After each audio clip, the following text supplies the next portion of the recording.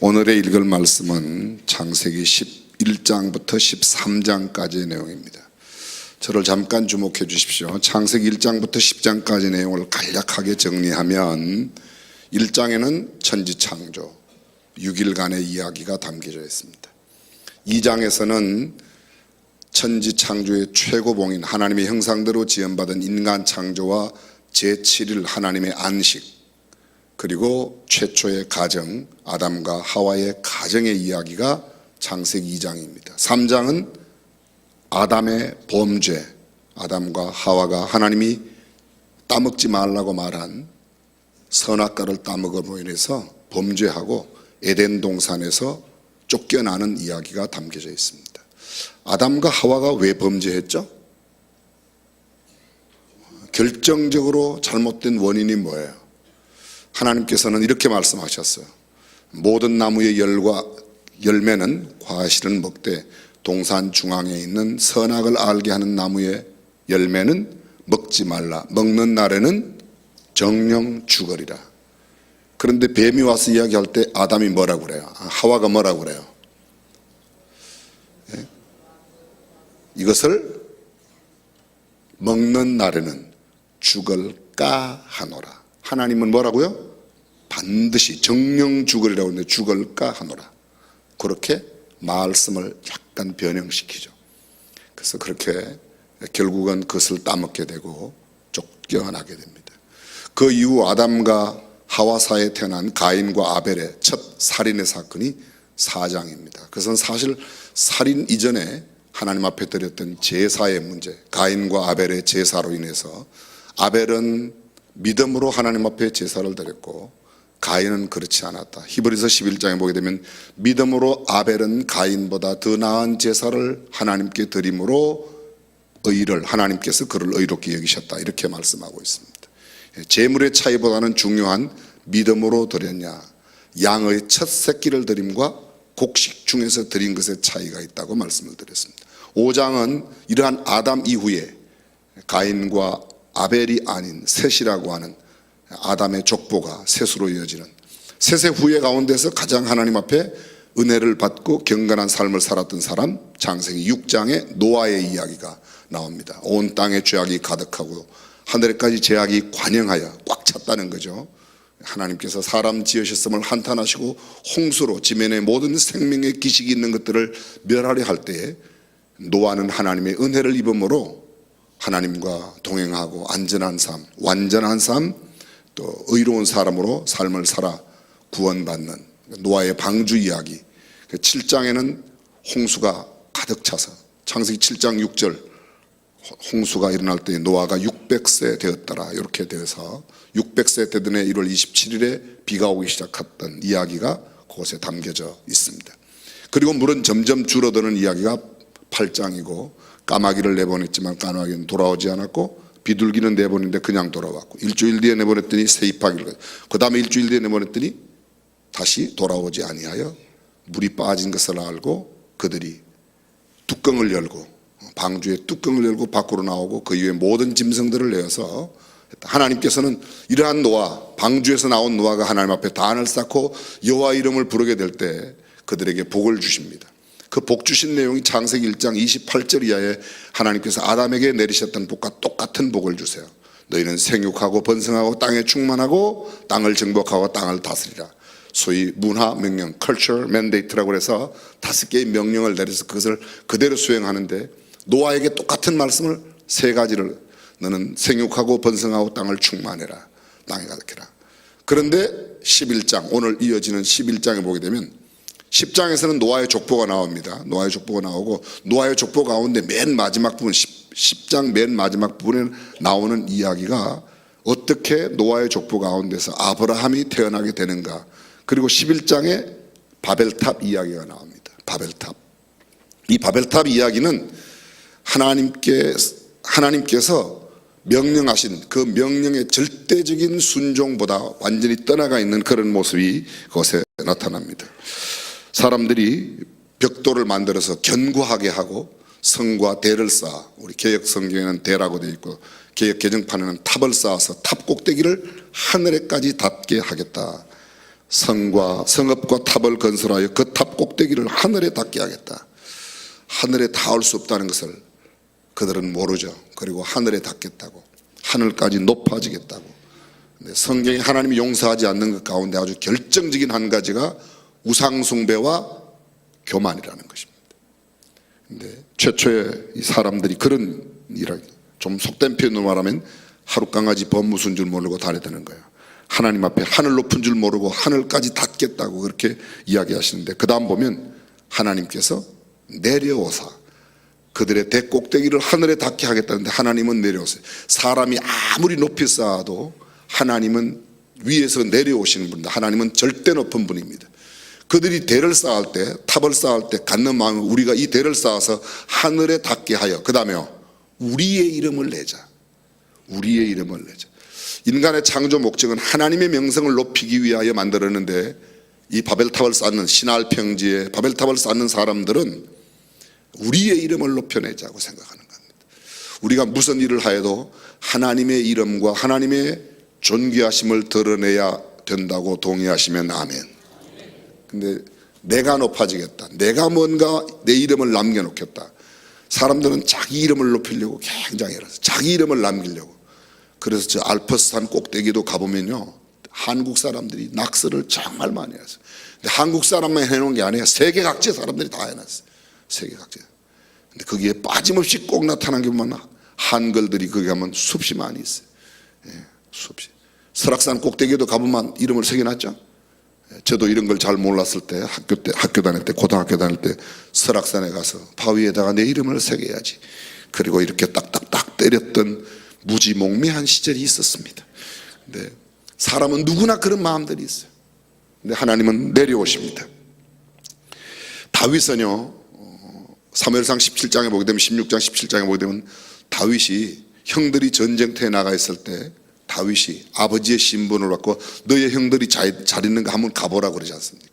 그 전쟁에 가니까 골리앗이 나와서 막 이스라엘 백성들을 모욕하고, 이스라엘 백성들뿐만 아니라 하나님을 모욕하는 겁니다. 다윗이 거기에 견디지 못하는 거예요. 그래 와서 사울 왕에게 찾아가서 이야기하는 겁니다. 나를 전쟁터에 보내주세요. 전쟁터에 보내주세요. 어떻게 저 할례 없는 이방 사람이 살아계신 하나님의 이름을 저렇게 욕되게 할 수 있는가? 그가 전쟁에 갔을 때 그 형들이 뭐라고 말하는가 하면 이렇게 말해요. 너 양도 안 치고 여기 왜 왔어? 양 안 치고 왜 왔냐? 성경을 잘 보세요. 사무엘상 16장 17장에 보게 되면 다윗이 일찍 일어나 자기들의 치는 양을 양치는 자에게 맡기고 갔어요. 아버지의 심부름이라고, 양이야 어떻게 되든지 그냥 간 게 아니라 자기 책임을 맡겨놓고 아버지의 심부름을 행하러 가는 겁니다. 얼마든지 할 말이 있어요. 나 양요 다 맡겨놓고 왔어요. 근데 그런 변명 안 해요. 다윗의 관심은 하나님의 이름을 욕되게 하는 골리앗에게 가 있습니다. 어떻게 저 할례 없는 이방 사람이 하나님을 욕하는가? 그리고 와서 사울 왕이 어린 갑옷, 물고기 비늘린 물고기 비늘처럼 된 갑옷, 이순신 장군 갑옷을 입고 나갔다는 거예요. 그게요. 그 나가는데 그 옷을 입으려고 그러니까 맞지 않습니다. 사울은 키가 보통 사람보다 어깨 위나 더 한다고 그랬어요. 여러분 성경에도 다 그렇게 나와 있어요. 어깨 위나 더 높아요. 굉장히 큰데 그 옷이 다윗에게 맞을 리가 없죠. 어린 다윗에게 맞을 리가 없으니까 다윗은 물맷돌 5개 가지고 전쟁에 나갑니다. 뭐라고 말합니까? 골리앗을 향해서 너는 칼과 창과 단창으로 내게 나오거니와 나는 내가 모욕하는 이스라엘 만군의 여호와의 이름으로 너에게 나간다. 내가 오늘날 너로 하여금 저 짐승에 밥이 되게 하겠다. 처음에는 골리앗이 나와서 다윗에게 그래, 너희 가운데 한 사람이 나와 겨루자. 만약 내가 이기면 너희 모든 사람들이 나의 종이 될 것이고, 내가 지고 그가 이기면 우리 모든 블레셋 사람들이 너희의 종이 되겠다고. 근데 다윗이 이기지 않습니까? 자, 저는 다윗의 승리보다 다윗이 갖고 있는 마음의 태도예요. 여호와의 이름이 욕되는 것을 용납지 못한다는 겁니다. 사랑하는 성도 여러분, 저와 여러분들이 우리의 이름보다 하나님의 이름, 교회의 이름, 주님의 영광이 나타나는 일의 마음과 뜻을 두기를 주님의 이름으로 축원합니다. 이 창세기 11장 바벨탑에서의 가장 중요한 사건은 하나님처럼 높아지려고 하지 말라는 거예요. 그 다음에 내 이름 내려고 까불지 말라는 겁니다. 우리의 이름은 별것 아니에요. 나는 한 줌의 흙으로 돌아갈 인생임을 알고 내 주어진 삶의 길이 동안 하나님의 영광과 존귀하심을 드러내는 삶을 살아가시기를 주님의 이름으로 축복합니다. 그리고 창세기 11장 맨 마지막 부분에 보게 되면 아브라함의 아버지 데라와 데라의 집안 내용이 쭉 나타납니다. 나홀과 하란의 이야기가 나오고, 그리고 그 아브라함이 데라의 아들로 태어나요. 데라의 아들로 태어납니다. 데라가 130세 되었을 때에 태어난 아들이 아브람이에요. 아브람이. 그 나이가 어디에 나오는가? 130세라는 말은 안 나오는데 성경에 넣자. 이제 12장 1절로 한번 가보겠습니다. 오늘 본문으로 12장 1절입니다. 여호와께서 아브라함에게 이르시되 너는 너의 고향 친척 아비 집을 떠나 내가 네게 보여줄 땅으로 가라. 개역성경에 지시할 땅으로 가라. 보여준 땅입니까? 보여줄 땅입니까? 그럼 아브라함이 보았어요? 못 보았어요? 못 보았어요? 못 보았어요. 제 소리에 흔들리지 말고 그냥 성경에 있는 대로 여러분들은 굳게 그냥 그렇게 고백하시면 돼요. 봤어요? 못 봤어요? 못 봤어요. 보여줄 땅이에요. 히브리서 11장에 히브리서 기자가 이렇게 말합니다. 아브라함은 부름을 받았을 때, 믿음으로 아브라함은 부르심을 받았을 때에 갈 바를 알지 못하였으나 나갔다고 이렇게 되어 있어요. 갈 바를 알지 못하였어요. 여기도 보십시오. 여호와께서 아브라함에게 이르시되 너는 너의 고향과 친척과 아비의 집을 떠나 내가 네게 보여줄 땅으로 가라. 내가 너로 큰 민족을 이루고 내게 복을 주어 내 이름을 창대케 하리니 너는 복이 될지라. 아직 안 됐어요. 앞으로 복이 되는 겁니다. 이미 그가 큰 민족을 이룬 게 아닙니다. 아직 복을 받은 게 아닙니다. 이름이 창대하게 된 게 아닙니다. 그런데 그것을 믿고 그대로 움직이죠. 3절 너를 축복하는 자에게 내가 복을 내리고 너를 저주하는 자에게 내가 저주하리니 땅의 모든 족속이 너로 말미암아 복을 얻을 것이다. 너는 복의 근원이 될지라라는 말이 바로 그 말이죠. 너는 복의 통로가 되고 복의 근원이 된다. 근원이 된다고 이렇게 말씀합니다. 자, 그 다음 함께 읽습니다. 4절 시작. 이에 아브라함이 여호와의 말씀을 따라갔고, 자 1절부터 4절까지 내용을 이렇게 보겠습니다. 하나님이 여호와께서 아브라함에게 나타나 말씀하세요. 아브라함이 그 음성을 듣습니다. 조금 전 우리 강재순 장로님 기도하실 때 하나님께서 먼저 우리를 만나 주셨다, 찾아 주셨다. 아브라함의 경우가 그러합니다. 하나님께서 먼저 아브라함에게, 그런데 아브라함에게 찾아와 이야기할 때 아브라함이 그 하나님의 음성을 듣는 귀가 있었다는 것이죠. 오늘 우리의 비극은 하나님이 우리에게 말씀하시는데 우리가 둔하여 영적인 민감성이 없기 때문에, 영적인 센서가 둔해서 하나님의 음성을 듣지 못한다는 거예요. 세미하게 들려오는 하나님의 음성을 듣는 귀가 열려지기를 주님의 이름으로 축복합니다. 그리고 그 들은 말씀을 그대로 옮겨요. 아직도 보지 못하였습니다. 아직 복을 얻은 게 아닙니다. 그런데도 4절은 이렇게 말합니다. 이에 아브라함이 여호와의 말씀을 따라갔고 롯도 그와 함께 갔습니다. 여기 잠깐만요. 이 부분이 참 비극이에요. 너는 너의 본토와 친척과 아비 집을 떠나라. 친척을 떠난다는 이야기는 아무도 친척 가운데 데려가면 안 돼요. 근데 조카 롯을 데려가는 거예요. 아브라함도 이 부분이 실패한 거예요. 실수했어요. 실수를. 앞에 부분은 참 좋아요. 이에 아브라함이 여호와의 말씀을 따라갔고, 여기까지는 참 좋아요. 그런데 롯도 그와 함께 갔으며 롯은 데려가지 말았어야 되는 겁니다. 그 롯이 나중에 무슨 문제를 일으켜요, 안 일으켜요? 13장에 가면 그게 문제를 일으키는 겁니다. 그래서 롯과 아브라함이 서로, 롯의 종들과 아브라함의 종들이 다투는 이야기가 나오는 겁니다. 보세요. 하나님께서 모세를 보냈어요. 모세를 보냈는데 모세가 자꾸 변명합니다. 하나님, 나는 입이 뻣뻣하고 혀가 둔하여 말을 잘 못하는데. 그래? 그럼 내가 너 형 아론 붙여줄게. 말 잘하는 아론 붙여줄게. 그 아론이 나중에 문제 일으켜요. 뭐 일으켜요? 우상 만들잖아요. 우상 만드는 거예요. 그리고 애굽으로 돌아가자는 앞잡이가 누군가 하면 아론이에요. 아론이에요. 광야에 나갔을 때. 떠나라 그러면 미련 없이 떠나야 되는데 자꾸 뭐를 데려가고 싶어 하는 거예요. 우리는 요거는 꼭 가져가겠습니다. 예수는 믿어도 요거는 가져가겠습니다. 야곱도 보면 그렇게 말해요. 처가살이, 외가살이자 처가살이. 외갓집에 갔다 처갓집이 됐어요. 아버지의 처갓집이 자기의 처갓집이 된 거예요. 외갓집에 갔다가 처갓집이 됐어요. 외사촌 누이들과 결혼을 해서. 근데 그 20년 동안의 외갓집 처갓집 청산을 하고 다시금 자기의 땅 옛 헤브론으로 돌아갈 때 뭘 가져가는가 하면요, 몰래 그 야곱의 아내 레아와 실바와 빌하와 그 다음에 라헬이 드라빔을 가져가는 거예요. 드라빔이 점치는 거예요. 요새 쉽게 말하면요. 그게 가신도로 섬기는 점치는 거. 그걸 안장 밑에 숨겨가죠. 근데 베델에 가서 그것을 청산하고 떠나게 되는 겁니다. 베델에 중간 가다 베델에 하나님을 만나서. 자, 그런 긴 이야기는 말씀드릴 수 없어요. 여하간 하나님의 말씀만 쫓아가야 되는데 거기에 뭔가 첨가하면 그게 나중에 문제를 일으키는 겁니다. 4절의 바로 내용이 아브라함이 하나님의 말씀을 따라갔고 롯도 그와 함께 갔다. 본토 친척 아비 집을 떠나 친척을 떠나야 되는데 친척 하나 데려가는 게 훗날 문제가 되는 겁니다. 그리고 그 다음 4절 끝에 그가 하란을 떠날 때의 나이가 몇 세요? 75세. 저를 잠깐 주목해 주십시오. 아브라함의 고향이 어디예요? 아브라함의 고향이 어디냐? 아브라함의 고향이, 예? 진짜 모르시는 거예요? 그냥 고목사 폼 잡고 힘내라고 그러는 거예요. 갈대아 우르예요. 갈대아 우르. 우리가 그렇게 알고 있잖아요. 갈대아 우르. 그 갈대아 우르가 티그리스 유프라테스 강 하류에 있고요. 그것을 옛날 말로 신약성경 사도행전 7장 2절에 보게 되면 스데반이 설교를 할 때 이렇게 말해요.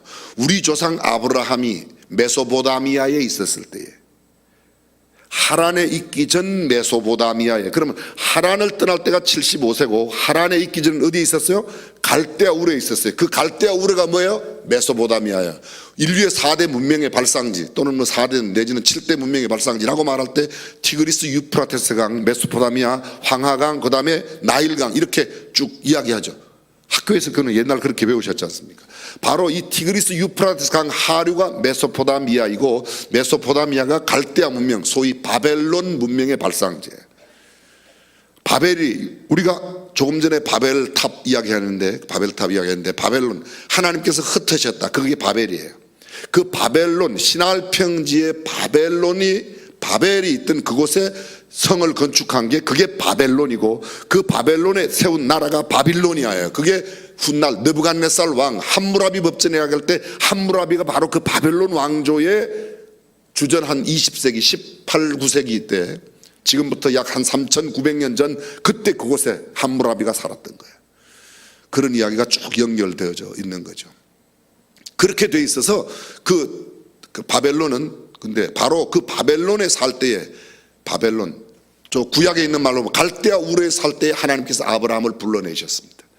근데 어디로 불러내셨는가 하면, 불러내신 땅은 원래 목적지는 어딘가 하면 가나안이에요. 가나안. 6절에 오게 되면 마침내 가나안 땅에 갔다. 근데 가나안 가기 전에 어디에 있었다고요? 하란에 머물렀어요. 하란에 언제까지 머물렀는가? 다시 스데반의 설교로 돌아가 보면 사도행전 7장에 이렇게 되면 그 아비 하란이 죽고 난 뒤에, 아브라함의 아비 하란이 죽자 그가 떠났어요. 아비가 누구예요? 아브라함의 아비가 데라라고 그랬어요. 데라가 죽었어요. 데라가 몇 살에 죽으나? 데라가 죽을 때 나이 205세라. 205세에 하란에서 죽었던 그 해에 아브라함이 하란을 떠나는데 75세요. 아버지가 205세, 아들은 75세에 하란을 떠났어요. 그러면 몇 살에 낳은 겁니까? 그래서 아까 제가 130살에 낳았다는 이야기를 그래서 한 거예요. 사도행전을 읽고 창세기를 읽고, 하란을 떠날 때 아브라함의 아버지 데라가 205세에 죽었고 205세에 죽을 때 아브라함의 나이가 75세니까 130세에 낳았다는 것을 알 수가 있는 겁니다. 이해가 되셨다 1번. 아직도 무슨 소리인지 못 알아면 끄다 2번. 이해가 되십니까? 그래서 그곳을 떠나게 되는 겁니다. 잘 들어보십시오. 갈대아 우르 메소포타미아를 떠날 때는 아브라함이 몇 살에 떠났는지 성경에 안 나왔어요. 근데 떠나서 여호와의 말씀을 떠나서 가긴 갔는데 하나님이 보여줄 땅으로 아직까지 못 들어갔어요. 중간에 머물렀어요. 그게 어디라고요? 하란이라는 겁니다. 그런데 하란에 언제까지 머물렀어요? 데라가 죽을 때까지 머물렀어요. 데라라는 이름의 뜻은요, 지체하다, 연기하다 하는 거예요. 지체하다, 연기하다. 그 지체하고 연기하는 게 끝났어요. 아버지가 데라가 죽었단 말이에요. 이해가 되시죠? 데라가 죽었다는 말은 지체와 연기가 끝났다는 거예요. 하란은 무슨 땅이냐? 하란의 뜻은요, 히브리어 하란이라는 땅의 뜻은 거친 땅, 황무한 땅, 열매 없는 땅. 데라와 함께 지체하고 머무는 동안에는 열매가 없고 황무한 것입니다. 그리고 데라가 죽자, 지체와 연기가 끝나자 하란을 떠나서 마침내 어디 땅? 가나안 땅. 가나안 땅에 붙여있는 별명이 뭐죠? 젖과 꿀이 흐르는 가나안 땅으로 갔다는 거예요. 사랑하는 성도 여러분, 많은 사람들이 하란을 가나안으로 오해하고 사는 사람들이 많아요. 일단 내가 본토 친척 고향과 친척 아비집을 떠났기 때문에 떠난 것으로, 아니에요. 하나님의 약속의 땅은 어디예요? 가나안이에요. 여러분, 이스라엘 백성들이 출애굽했어요. 400년 동안 애굽에서 종살이하고 떠났습니다. 그런데 중간에 엘림이라는 곳에 12그루의 종려나무가 있고 70개의 우물이 있는 그곳에 가서, 12개의 우물과 70그루의 종려, 죄송합니다. 12개의 우물과 70그루의 종려나무가 있는 엘림, 소위 오아시스를 만나는 겁니다. 여기가 가나안인가? 거기가 가나안이 아니에요. 가나안 어디예요? 광야가 끝난 뒤 팔레스타인이 가야 가나안입니다. 우리가 흔히 인생을 살아가면서 예수 믿고 난 뒤에 어떤 조그마한 축복이 왔을 때, 아니면 삶의 환경이 조금 나왔을 때, 야, 드디어 여기가 예수 믿고 복받은 가나안이다. 아니에요. 궁극적인 가나안에 가기까지 하나님의 말씀대로 살아야 된다고 믿으시면 아멘. 이거 우리가 잘 생각할 필요가 있습니다. 근데 대부분의 많은 사람들이 하란이면 몰라요. 하란에 거하다가 그 아비 데라가 죽음에 그가 떠납니다. 그리고 그 하란을 떠날 때도 역시 마찬가지. 갈 바를 알지 못하지만 하나님의 말씀을 떠나서 마침내 5절 끝에 뭐라고 되어 있습니까? 마침내 가나안 땅에 도착해요. 가나안 땅에. 가나안 땅은 금방 그냥 들어가는 게 아닙니다. 마침내 우여곡절이 필요해요. 근데 가나안 땅에 들어갔습니다. 저를 잠깐 주목해 주실까요? 가나안에 들어갔으니까 행복했겠죠? 물론이죠. 그런데요, 그 다음 구절 읽어보겠습니다. 6절. 아브라함이 그 땅을 지나 세겜 땅 모래 상술이 남아 이르니 그때 가나안 사람이 그 땅에 거주하였더라. 여호와께서 아브라함에게 나타나 이르시되 내가 이 땅을 내 자손에게 주리라 하신지라. 자기에게 나타나신 여호와께 그가 그곳에서 제단을 쌓고, 아브라함은 가는 데마다 단을 쌓았어요. 노아가 방주에서 나오자마자 단을 쌓고 하나님의 이름을 불렀어요. 8절. 거기서 베델 동쪽 산으로 옮겨 장막을 치니 서쪽은 베델이요 동쪽은 아이라. 그가 그곳에서 여호와께 제단을 쌓고 여호와의 이름을 부르더니, 또 옮겨가면서 또 단을 쌓고 점점 남방으로 옮겨갔습니다. 10절 함께 읽습니다.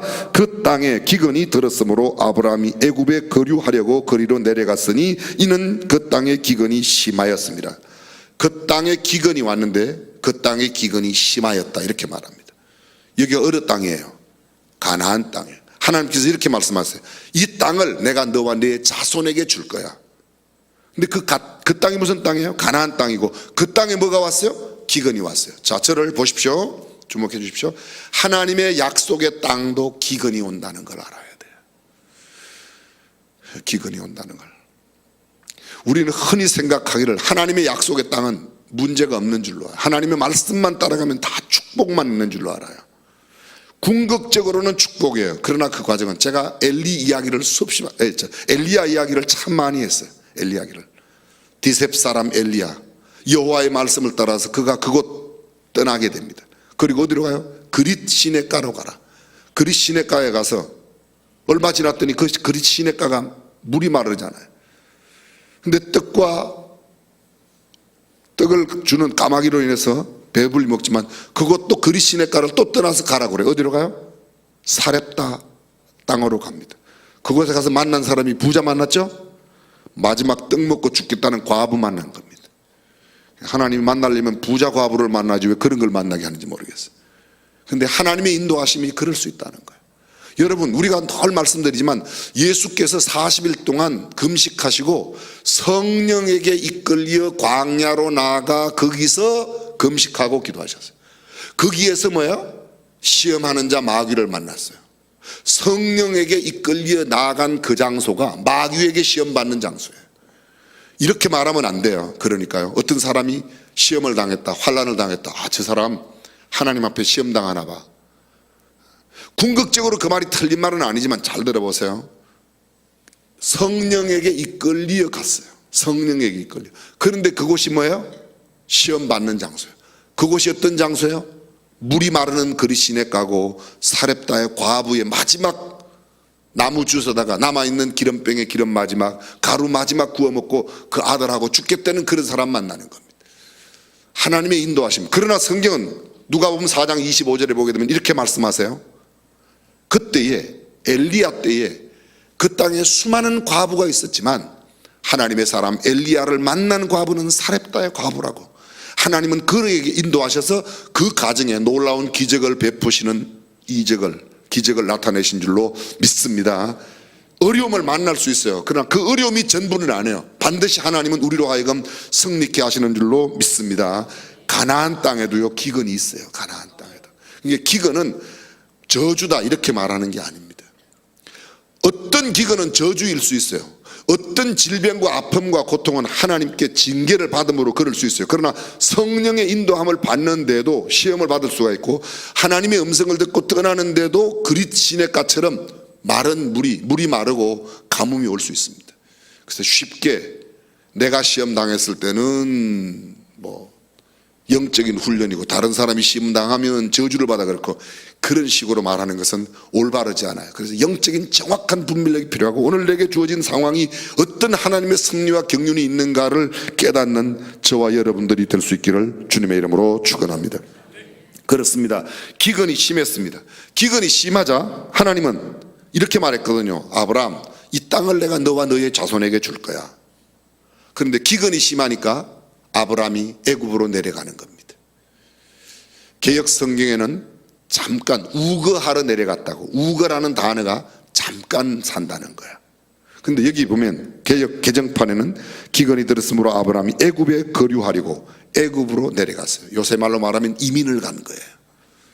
첫 번째 이민은 갈대아 우르에서 하란으로, 하란에서 가나안으로, 가나안은 하나님의 약속의 땅인데 그곳은 정착하고 자손에게 줄 거니까 너 이 땅에 살라는 말인데 그 땅에 기근이 있으니까 하나님의 약속의 말씀을 깜빡하고 떠나는 겁니다.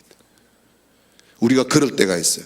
올 때는 하나님의 말씀을 듣고 왔는데 갈 때는 하나님의 말씀 없이 가요. 대부분의 사람들이 교회 올 때는 하나님 보고 오는데요, 예수님 믿겠다고 오는데 떠날 때는 보면 목사 보고 떠나고 장로 보고 권사 보고 떠나는 거예요. 사람 보고 떠나는 겁니다. 기근 보고 떠나는 거예요.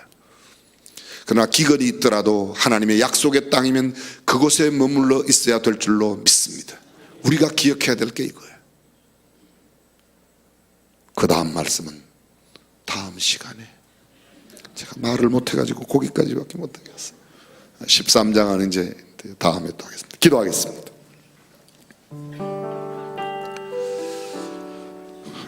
오늘 아침 짧은 시간이지만 참 많은 내용을 저희들이 함께 나누었습니다.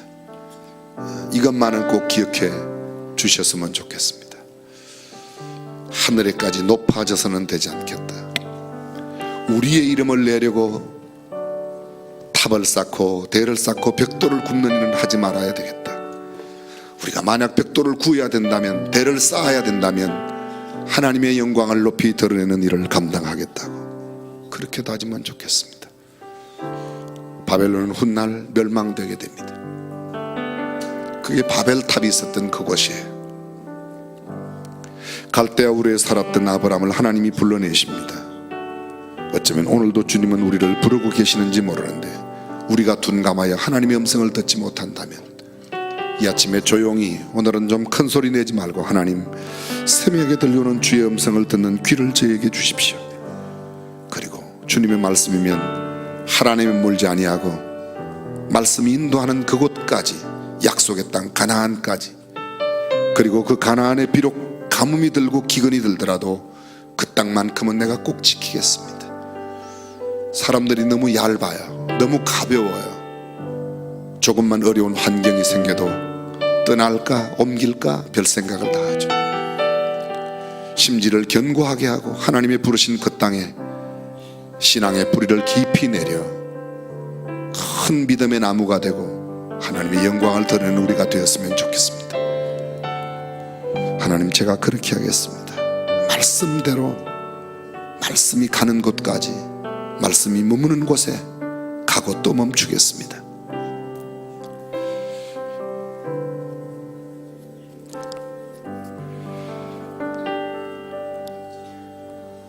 11조 새벽을 저희들이 작정하고 이제 오늘까지 했습니다.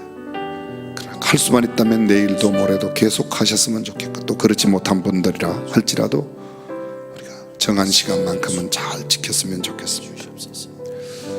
오늘이 수요일입니다. 내일 모레 금요일 저녁에는 금년도 첫 번 성령 집회, 금요 성령 집회에 이찬수 목사님 오셔서 말씀을 나누게 됩니다. 꼭 오시고, 남성 성경 공부 금요일 7시 반입니다. 조금 늦더라도 함께 참여하실 수 있도록 여러분의 가정의 남편들, 또 오늘 참여하신 우리 장로님, 또 남자 집사님들, 새해에는 말씀과 더불어 노아가 나오면서 단을 쌓고 여호와 이름을 불렀던 것처럼, 아브라함이 가는 곳곳마다 단을 쌓고 여호와 이름을 불렀던 것처럼 예배의 승리자가 되겠다고, 우리가 주님 앞에 부르짖고 기도하면 주께서 우리의 기도를 들으실 것이라고, 우리가 전심으로 하나님을 찾고 찾으면 만나실 거라고 하셨는데, 이 말씀 기억하면서 오늘은 조용히 기도하시다가 가시면 되겠습니다. 혹시 여러분 가운데 마음에 무거운 기도 제목이 있거나 또 간절한 소원을 담고 기도받기를 원하시는 분들은 앞자리로 오시면 기도하도록 하겠습니다. 귀한 예물 드린 손길을 하나님께서 기억하시고 저들의 삶 속에 세미한 하나님의 음성을 들려주시며 주의 복을 더하여 주옵소서. 오늘도 말씀을 받고 삶의 현장으로 나가는 모든 우리 중앙의 가족들, 어떤 장소에 누구를 만나 무엇을 하든지 하나님이 원하시고 기뻐하시는 삶을 살아가는 한 날이 되도록 축복해 주옵소서. 새벽을 깨워 나왔습니다. 세상에 먹을 것 입을 것 구하기 위함이 아니고 내 이름 내 명성을 위하여 나오는 것이 아니라 하나님의 뜻을 구하고 하나님의 음성을 구하오니 주여, 주께서 우리에게 주의 음성을 들려 주옵소서. 그리고 그 들은 말씀대로 살아가는 우리가 되게 하여 주옵소서. 오 주님, 도와주시기를 원합니다. 소리의 공해 속에 살고 있는 우리들, 수많은 세상의 소리 까닭에 하나님의 음성을 듣지 못하고 우둔하고 미련하게 살아가는 것은 아닌지 주님 도와주십시오. 주님 역사하여 주십시오.